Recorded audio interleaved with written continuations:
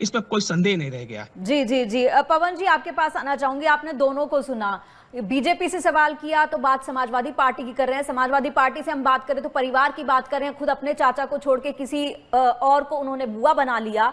तो ये अपने आप में सब चीजें कॉन्ट्राडिक्टरी हैं। लेकिन हम अगर असल भूमि पर जाएं, इलेक्शंस की बात करें, सबसे पहले 2026 में जो हम बोल रहे हैं जिला पंचायत के चुनाव हैं, तो उन चुनावों में अगर बात करें, आपको क्या लगता है किसका दम कितना दिखाई देगा? क्योंकि 2021 के चुनावों में बीजेपी उतना अच्छा प्रदर्शन नहीं कर पाई थी जितना कि समाजवादी पार्टी ने किया था। काफी अच्छा प्रदर्शन किया था, लेकिन हमेशा ये कहा जाता है कि जो पंचायत चुनाव होते एक तरीके से विधानसभा का सेमीफाइनल होते हैं। तो अब पहले सेमीफाइनल पे पूरा फोकस बीजेपी कर रही है, समाजवादी पार्टी की तैयारी को आप कैसे देखते हैं?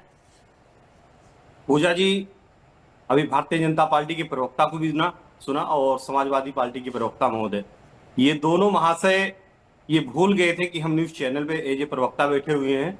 कि मुझे तो लग रहा था कि दोनों के दोनों प्रवक्ता ये समझ रहे थे कि किसी राजनीतिक पार्टी का मंच है जहां से हम जनता को सुना रहे हैं, भाषण दे रहे हैं। ये भाषणों वाली कहानी ये सभी राजनीतिक पार्टियों में ये धरातल पे काम नहीं करना चाहते हैं।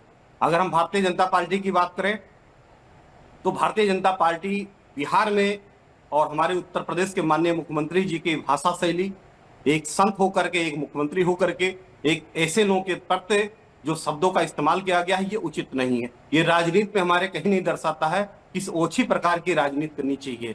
किसी को हम पप्पू बना दे ये उचित नहीं है, किसी को टप्पू बना दे ये उचित नहीं है। अब हम दूसरी तरफ आते हैं समाजवादी पार्टी के महोदय को, ये एकदम से मंच समझिए कि जनता का मंच मिल गया था कि हम अपनी पूरी भाषणों वाली जो होती है रैली वाली, उस शब्दों का आपने चयन किया है। समाजवादी पार्टी के जो मुखिया हैं माननीय अखिलेश यादव जी बहुत ही नेक व्यक्ति हैं, लेकिन वो दिल के बहुत कमजोर व्यक्ति हैं। वो अकेले चले अभियान के तहत चलते हैं। आज समाजवादी पार्टी के जो हश्र हुआ है उसके पीछे केवल अखिलेश जी का हाथ है और किसी का नहीं है। अखिलेश यादव जी अकेले चलने के लिए शिवपाल जी को किनारे किए। आपको याद होगा पूजा जी कि जब प्रदेश अध्यक्ष माननीय शिवपाल जी यादव हुआ करते थे, संगठन की उस लड़ाई पे हम लोग देखें हजरतगंज चौराहे पे, लखनऊ हजरतगंज चौराहे पे हम लोगों ने देखा जो लाठियां उनके पीठों पे पड़ी है, सर पे पड़ी है, लेकिन इसके बावजूद भी वो आवाज निकालते गए और बुला करके हमसे कहा था कि पवन जी देखिए इन लोगों की गुंडागर्दी देखिए, लाठी कितनी पड़ रही है। ये वो भी समाजवादी पार्टी के संगठन के लोग थे।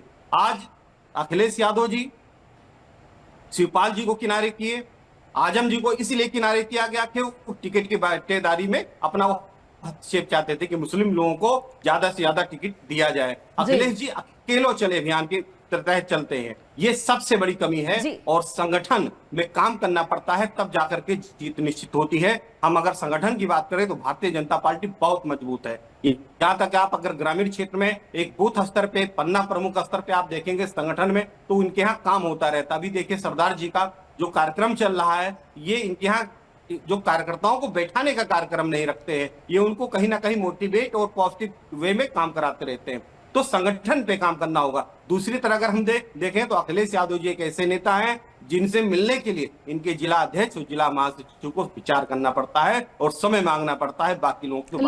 लेकिन यहाँ पर पवन जी सिर्फ एक बात होती है, एक जी यहाँ पर ब्रेक का एक वक्त है, लेकिन जिस तरीके की आप बात कह रहे हैं जरूरी नहीं होती कि अगर किसी सभा में भीड़ लगती है तो वोट में कन्वर्ट हो जाए। ये अपने आप में एक बहुत बड़ा मुद्दा, बहुत बड़ा सवाल होता है कि किसी की सभा में भीड़ तो आती है लेकिन वो वोट कन्वर्ट नहीं हो पाता।